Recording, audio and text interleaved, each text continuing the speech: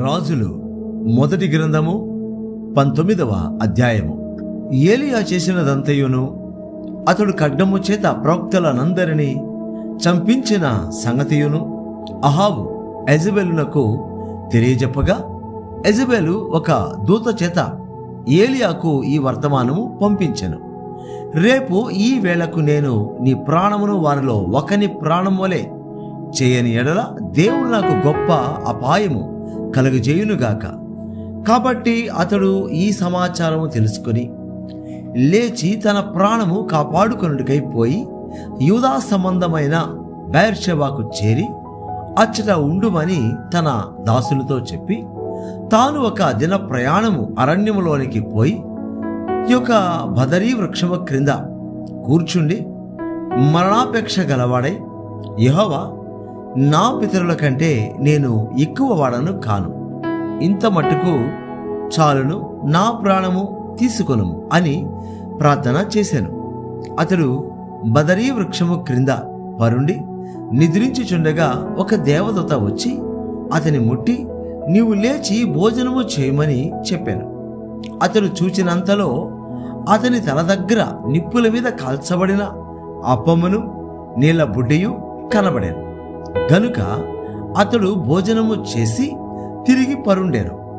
అయితే యెహోవా దూత రెండవ మారు వచ్చి అతని ముట్టి, నీ శక్తికి మించిన ప్రయాణము నీకు సిద్ధమై ఉన్నది, నీవు లేచి భోజనము చేయమని చెప్పినప్పుడు అతడు లేచి భోజనము చేసి ఆ భోజనపు బలము చేత 40 రాత్రింపగళ్ళు ప్రయాణము చేసి దేవుని పర్వతమని పేరు పెట్టబడిన హోరేబునకు వచ్చి అచట ఉన్న యొక్క గుహలో చేరి బస చేశాను.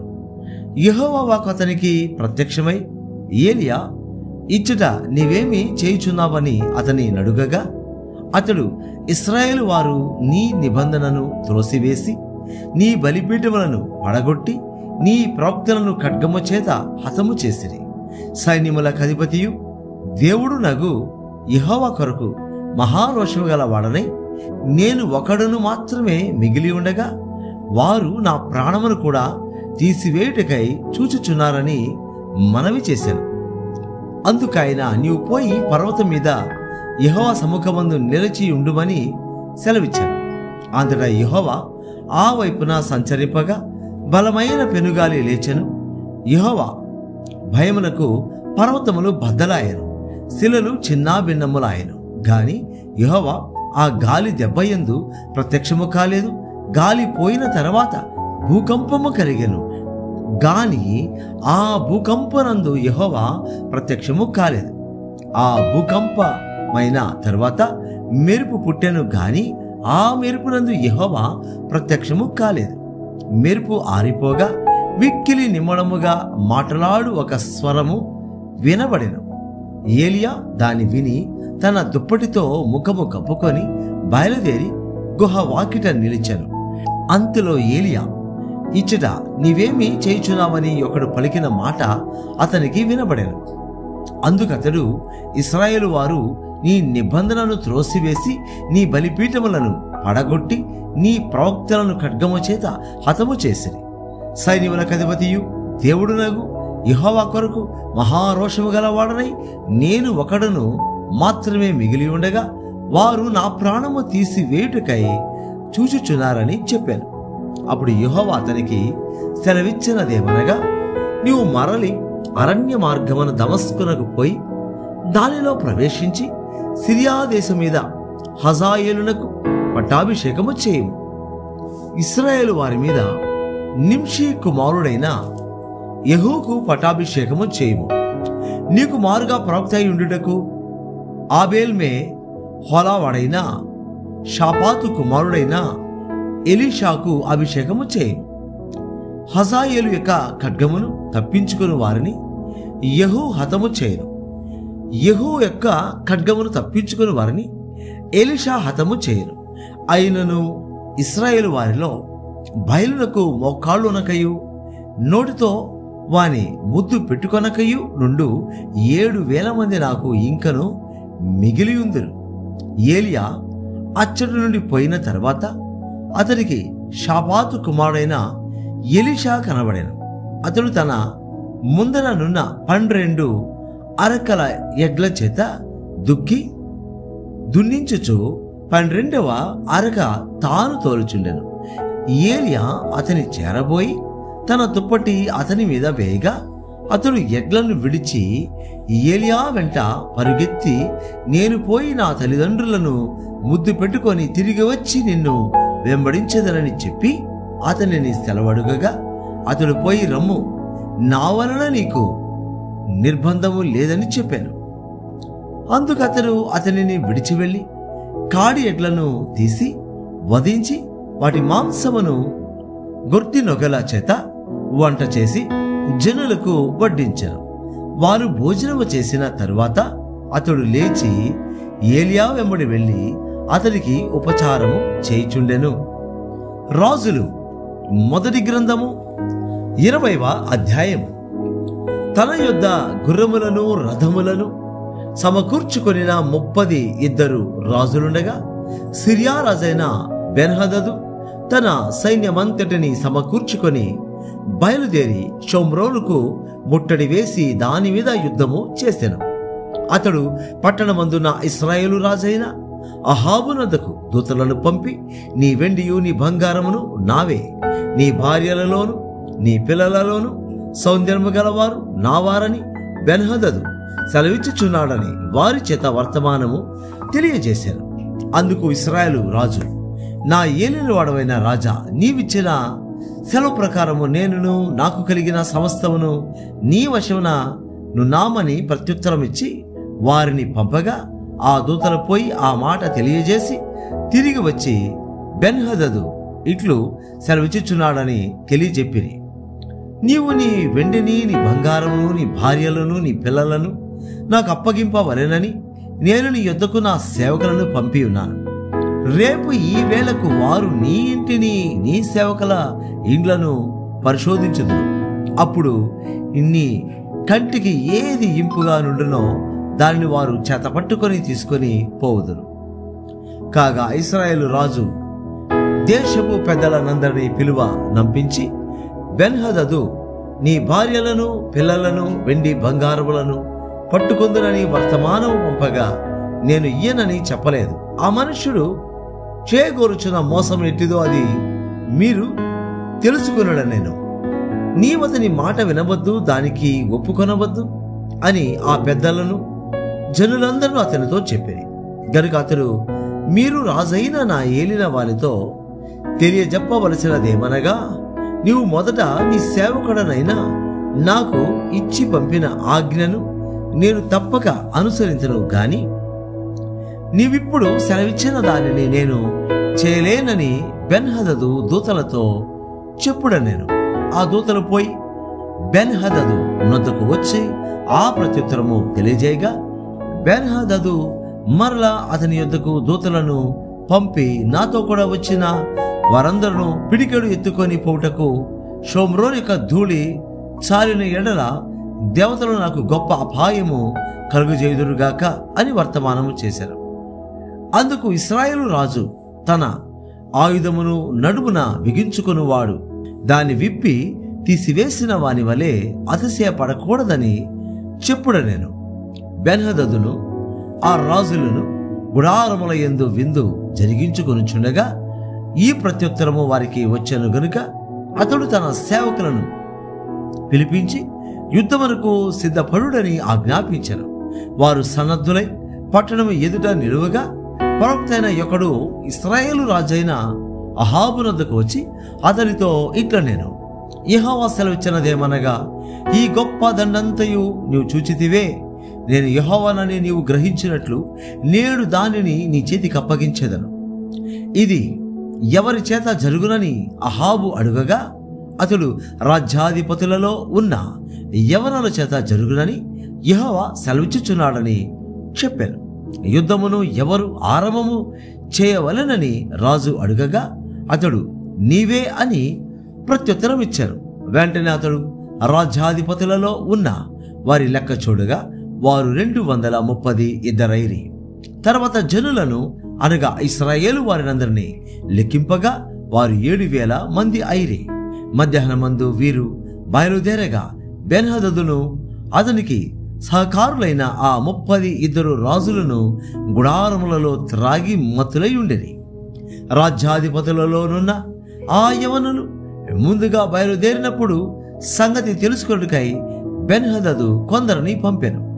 షోమ్రోనులో నుండి కొందరు వచ్చి ఉన్నారని బంటులు తెలియజేయగా అతడు వారు సమాధానముగా వచ్చినను యుద్ధము చేయవచ్చినను వారిని సజీవులుగా పట్టుకొని రండని ఆజ్ఞాపించెను.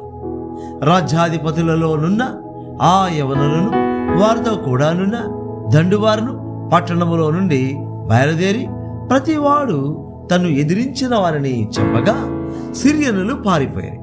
ఇశ్రాయేలు వారు వారిని తరుముచుండగా సిరియా రాజైన బెన్హదదు గుర్రమెక్కి రౌతులతో కూడా తప్పించుకొని పోయాను. అంతటా ఇశ్రాయేలు రాజు బయలుదేరి గుర్రములను రథములను ఓడించి సిరియనులను బహుగా హతము చేశాను. అప్పుడు ఆ ప్రవక్త ఇశ్రాయేలు రాజు వద్దకు వచ్చి, నీవు బలము తెచ్చుకొను, నీవు చేయవలసిన దానిని కనిపెట్టి ఉండము. 7 ఏడాది నాటికి సిరియా రాజు నీ మీదికి మరలా వచ్చునని అతనితో చెప్పాను. అయితే సిరియా రాజు సేవకులు అతనితో ఇలాగు మనవి చేసిరి, వారి దేవతలు కొండ దేవతలు కనుక వారు మనకంటే బలవంతులైరి. అయితే మనము మైదానమందు వారితో యుద్ధము చేసిన ఎడల నిత్యముగా వారిని గెలుచుదు. ఎందుకు మీరు చేయవలసినదేమనగా ఆ రాజులలో ఒక్కొక్కని వాని వాని ఆధిపత్యములో నుండి తీసివేసి వారికి బదులుగా సేనాధిపతులను నిర్ణయించి నీవు పోగొట్టుకున్న బలము ఎంతో అంత బలమును గుర్రములకు గుర్రములను రథములకు రథములను లెక్కించి పోగు చేయు.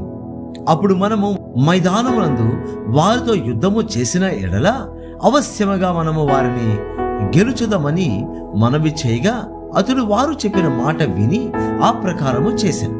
కాబట్టి మరు సంవత్సరము బెన్హదదు సిరియనులను సమకూర్చి లెక్క చూచి బయలుదేరిపోయి ఇశ్రాయేలు వారితో యుద్ధము చేయుటకై ఆఫేకునకు వచ్చెను. ఇశ్రాయేలు వారందరూ పోగు చేయబడి సిద్ధమై వారిని ఎదిరింప బయలుదేరి ఇశ్రాయేలు వారు మేకపిల్లల మందలు రెంటి వలె వారి ఎదుట దిగియుండిరి గాని దేశము సిరియనుల చేత కప్పబడి ఉండెను. అప్పుడు దైవజనుడైన ఒకడు వచ్చి ఇశ్రాయేలు రాజుతో ఇట్లా నేను యెహోవా సెలవిచ్చినదేమనగా, సిరియనులు యెహోవా కొండలకు దేవుడే గాని లోయలకు దేవుడు కాడని అనుకొందరు. అయితే నేను యెహోవానై ఉన్నానని మీరు తెలుసుకున్నట్లు ఈ గొప్ప సమూహమంతయు నీ చేతికి అప్పగించేదను. వారు ఎదురు ముఖములుగా 7 దినములు గుడారములు వేసుకొని యుండిన తర్వాత 7వ దినమందు యుద్ధమునకు కలుసుకొనగా ఇశ్రాయేలు వారు ఒక దినమందే సిరియనుల కాల్బలము 1,00,000 మందిని హతము చేసిరి.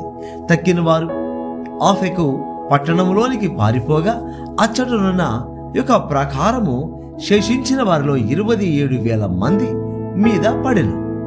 బెన్హదదు పారిపోయి ఆ పట్టణమందు ప్రవేశించి ఆయా గదులలో చొరగా అతని సేవకులు ఇశ్రాయేలు వారి రాజులు దయాపరులని మేము వింటిమి గనుక నీకు అనుకూలమైన ఎడల మేము నడుమునకు గోనెలు కట్టుకొని తల మీద త్రాళ్ళు వేసుకొని ఇశ్రాయేలు రాజునద్దకు పోవుదుము. అతడు నీ ప్రాణమును రక్షించునేమో అని రాజుతో అనగా రాజు అందుకు సమ్మతించెను. కావున వారు తమ నడుములకు గోనెలు కట్టుకొని తల మీద త్రాళ్ళు వేసుకొని ఇశ్రాయేలు రాజునద్దకు వచ్చి, నీ దాసుడైన బెన్హదదు దయచేసి నన్ను బ్రతుకనిమ్మని మనవి చేటుకై మమ్మను పంపినని చెప్పగా అతడు, బెన్హదదు నా సహోదరుడు, అతడు ఇంకను సజీవుడై ఉన్నాడా అని అడిగాను. అప్పుడు ఆ మనుషులు సంగతి గ్రహించి అతని మనసు ఎలాగననున్నదో అది నిత్యముగా గుర్తెరిగి ఆ మాటను బట్టి బెన్హదదు నీకు సహోదరుడే అని చెప్పగా అతడు, మీరు వెళ్ళి అతనిని తోడుకొని రండెనెను. బెన్హదదు తన యొద్దకు రాగా అతడు తన రథము మీద అతని ఎక్కించుకొనెను. అంతటా బెన్హదదు తమ తండ్రి చేతుల నుండి నా తండ్రి తీసుకొనిన పట్టణములను నేను మరలా అప్పగించేదను, మరియు నా తండ్రి షోమ్రోనులో వీధులను కట్టించుకొనినట్లు దమస్కులో తమ కొరకు తమరు వీధులను కట్టించుకొనవచ్చును అని అతనితో చెప్పగా, అహాబు ఈ ప్రకారముగా నీతో సంధి చేసి నిన్ను పంపివేయుదునని చెప్పి అతనితో సంధి చేసి అతని పోనిచ్చాను. అంతటా ప్రవక్తల శిష్యులలో ఒకడు యెహోవా ఆజ్ఞ చేత తన చెలికానితో నన్ను కొట్టుమనగా అతడు అతని కొట్టుటకు ఒప్పకపోయినప్పుడు అతడు, నీవు యెహోవా ఆజ్ఞకు లోబడకపోతివి గనుక నీవు నన్ను విడిచిపోగానే సింహము నిన్ను చంపునని అతనితో చెప్పాను. అతడు వెళ్ళిపోగానే సింహం ఒకటి అతనికి ఎదురై అతనిని చంపాను.